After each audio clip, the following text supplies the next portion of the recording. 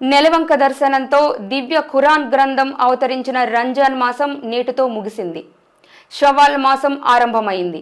షవ్వాల్ నెల మొదటి రోజున జరుపుకునే రంజాన్ పండుగ ప్రపంచవ్యాప్తంగా ఆధ్యాత్మిక ప్రసంగాలతో మసీదులు నూతన శోభను సంతరించుకున్నాయి.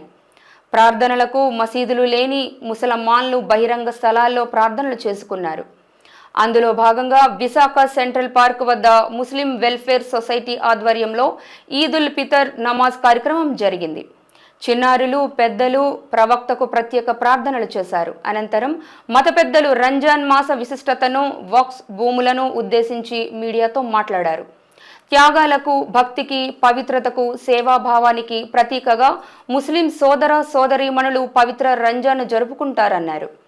మత సామరస్యానికి ఈ రంజాన్ పండుగ చక్కటి నిర్వచనం అని తెలిపారు. అలాగే తమ పూర్వీకులు ముస్లింల మనుగడకు కేటాయించిన లక్షల ఎకరాల భూములను తమకు అప్పగించాలని, వాటిని దైవ అవసరాలకు వినియోగించుకునేలా చూడాలని ప్రభుత్వానికి విన్నవించుకున్నారు. ఇవాళ మేము ప్రతి సంవత్సరం 15,000 20,000 కట్టుకొని ఈరోజు ఇక్కడ నమాజ్ చదివిస్తున్నాం. ఇవాళ మా వక్ఫ్ బోర్డు ల్యాండ్ కొన్ని వేల ఎకరాలు ఉన్నా, లక్ష ఎకరాలు ఉన్నా ఈరోజు మాకు నమాజ్ చదువుకోవడానికి కూడా మాకు స్థలం లేదండి, అవకాశం లేదు. అంతే ఈ పూర్వీకులు మా నవాబులందరూ కూడా మా ముస్లింలకి ఎన్నో లక్షల ఎకరాలు దానం చేశారు. మీరు బాగుండాలని చెప్తే ఇవాళ ఈ భారతదేశంలో ఈ ఆంధ్రప్రదేశ్లో మా భూములు లాక్కొని మమ్మల్ని రోడ్డు మీద వదిలిస్తారు. దయచేసి ఇప్పటికీ కూడా మాకు మసీదులు, వక్ఫ్ బోర్డు ద్వారా మసీదులు, ఈద్గాలు, సుశానాలు, చచ్చిపోయిన తర్వాత సుశానాలు మాకు ఇప్పిస్తారని ఈ ప్రభుత్వాన్ని మేము కోరుకుంటున్నామండి.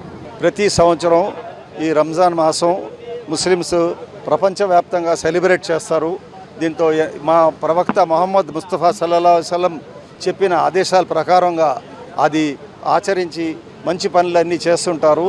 రంజాన్ నెలలో చేయడమే కాదు, మొత్తం సంవత్సరంతో పాటు మొహమ్మద్ ముస్తఫా సల్లల్లాహు అలైహి వసల్లం ఇచ్చిన ఆచరణల వల్ల, వాళ్ళు ఇచ్చిన టీచింగ్స్ వల్ల, దానివల్ల మేము మంచి పని చేస్తాం. ముఖ్యంగా రంజాన్ అంటే 30 రోజులు మేము ఫాస్టింగ్ ఉండి, ఉపాసాలు ఉండి, పేదల గురించి, ఎవరైతే నెసెసిటీలో ఉన్నారో బడుగు బలహీన వర్గాల గురించి ఆలోచించి వాళ్ళకి ఏ విధంగా అయినా ఆర్థికంగా సహాయం చేయడానికి ముందుకు వస్తుంటాం. మీరు చూస్తారు.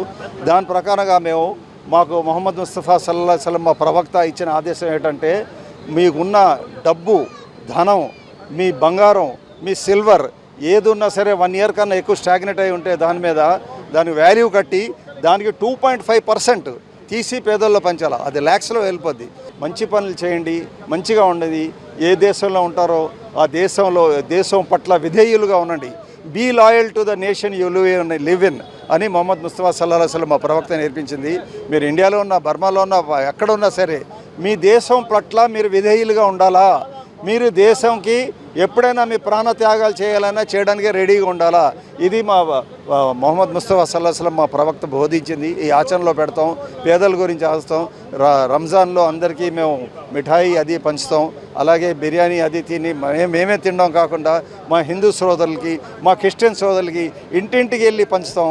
వాళ్ళతోటి మనసారా కలుస్తాం. మనసులో ఏ కల్మషం ఉన్నా దూరం చేసి ఆ రోజు నుండి మీ అందరూ ఒకటే, అందరూ భాయ్ భాయ్ అని చెప్తాం. ఎందుకంటే ఇస్లాం ఏం చెప్తున్నారంటే ఖురాన్లో, యా యువన్ నాస్, O children of Adam and Eve, మీరందరూ ఒకే తల్లిదండ్రులకి పుట్టినోళ్ళు, ఆడమ్ అండ్ ఈవ్ అంటారు, ఆదమ్ అండ్ హవ్వా అంటాం. అదే మా హిందూయిజంలో కూడా అదే ఫిలాసఫీ. ఓ మనుషులారా, మీరందరూ పార్వతీ పరమేశ్వరులకి పుట్టిన సంతానమే, మీరందరూ బ్రదర్స్ అండ్ సిస్టర్వే. అందుకే the whole nation, the whole world are brothers and sisters అని ఇస్లాం ప్రకారంగా ఈ మెసేజ్ ఇవ్వగలుగుతున్నాం. Thank you.